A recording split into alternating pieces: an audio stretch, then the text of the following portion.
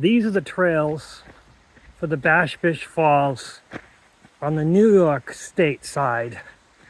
There are two parking lots. One is New York State, the other one is Massachusetts. While Bash-Bish Falls on Washington, Massachusetts is in Massachusetts, the easier walk is when you take the parking lot in New York. Nice flat, comfortable walk, right water, right on the water level. It's kind of all like water. But yeah, it's a much easier hike. But the other one gets your heart going at least. Oh well, New York side towards the Bash-Bish Falls.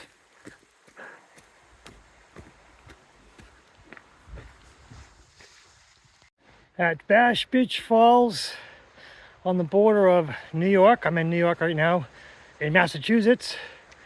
And now we're going to walk into Massachusetts. And now we're in Massachusetts. Okay, the Bash-Bish Trail, Bash-Bish Fall Trail is on the New York, Massachusetts.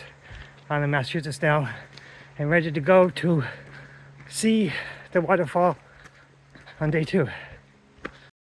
Bash-Bish Falls. The story is that Native American priestess was unfaithful to her husband and she had to go down Bash-Bish Falls. She never made it.